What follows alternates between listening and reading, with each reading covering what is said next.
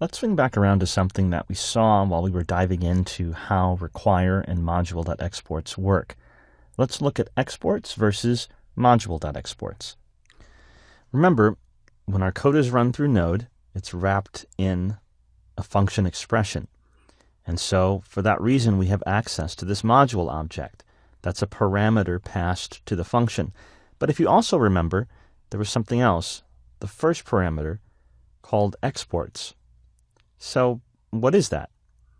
Well, we saw that when the function is executed, essentially something like this, these 5 parameters passed to my code whenever my code is run, the first parameter is module.exports. That's the value passed to the function that wraps my code.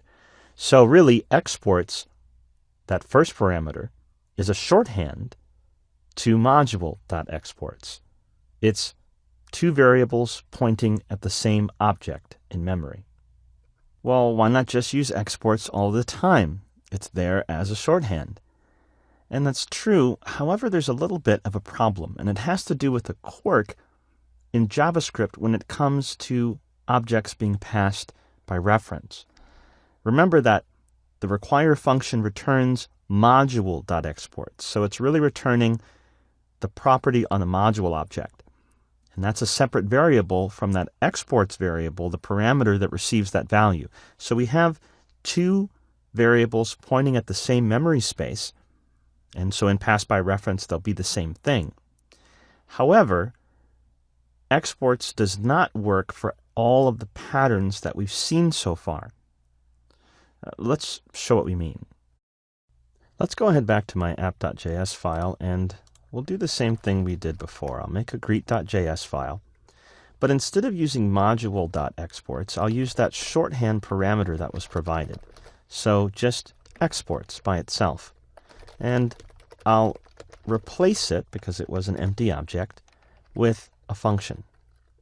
Now I want to show you something. I'm going to console.log exports, and then I'm going to console.log the exports property on the module object. Remember that this is what is passed to exports, so at that moment they both point to the same memory location. I changed what exports is. I changed it from an empty object to a function. So what do you expect would happen here? Well, I'll go ahead and require this in my app.js file, just so the require function runs and it causes my code to run. I won't do anything with it. And then we'll go ahead and execute it. You see the result? Exports is now a function, but module.exports is still the empty object.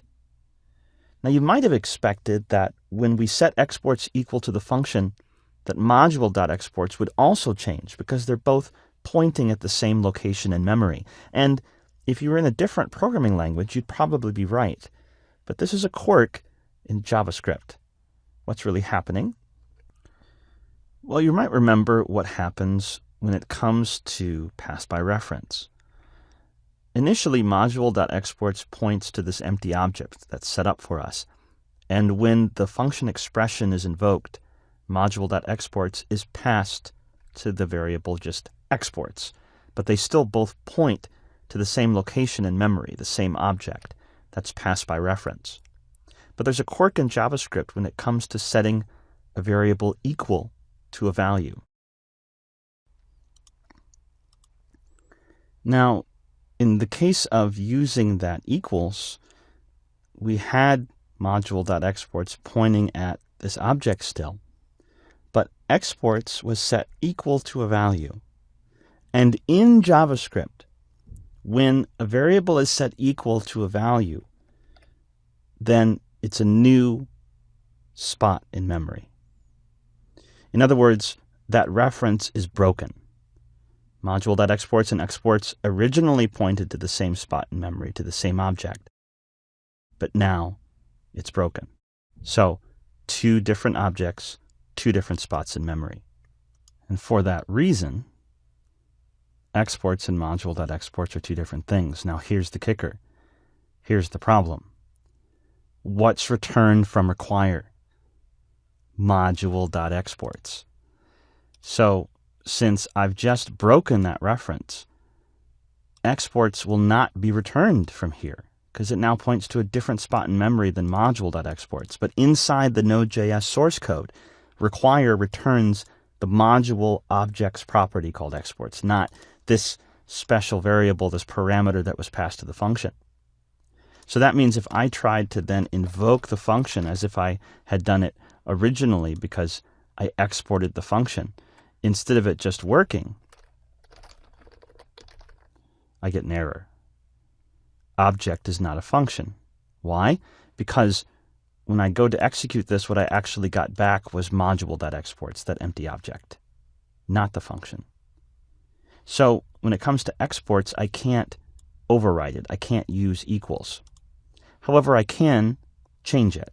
That is to say, I can add a new property or a new method. So I can change it. I can what's called mutate it. Big word alert. To mutate, that is, to change something. For example, adding a method or a property to an object means you've mutated the object. That's all that really means. So in this case, I used the equals and replaced what the export's empty object was.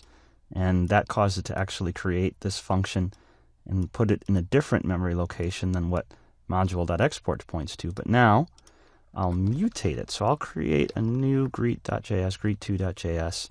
And this case will mutate the object. That is, I'm going to add a method or property. I'm changing the object. And you can mutate other types of things too, but in this case we're mutating the object, and then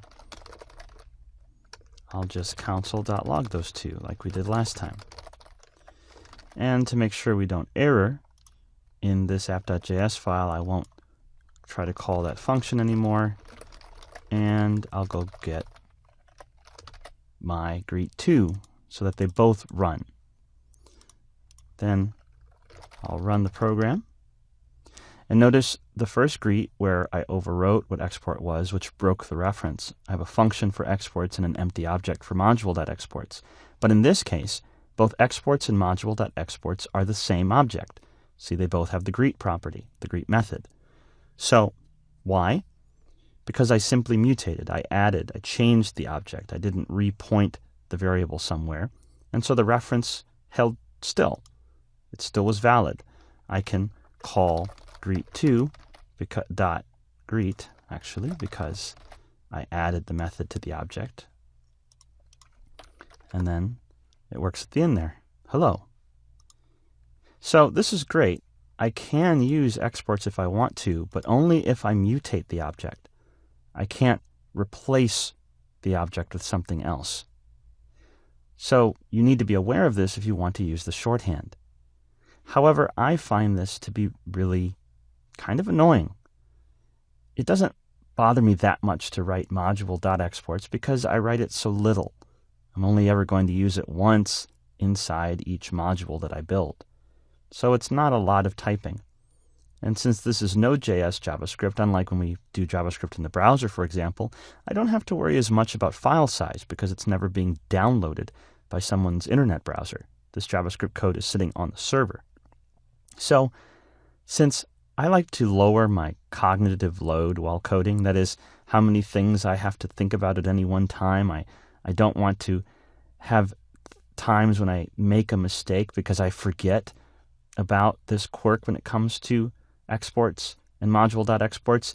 And since exports is just a shorthand and it does the exact same thing as module.exports, my personal recommendation is just use module.exports. I forget that export exists. I just pretend that it doesn't, so that I never have to think about which one can I use under what circumstance. Now, there's nothing wrong with using exports, and you'll probably see code out there that uses the shorthand, and that's fine, and you can too if you want. But I like to not have to think about it. All right, so that's the difference between exports and module.exports. Again, it's just shorthand, but it does come with that quirk. All right, let's move on.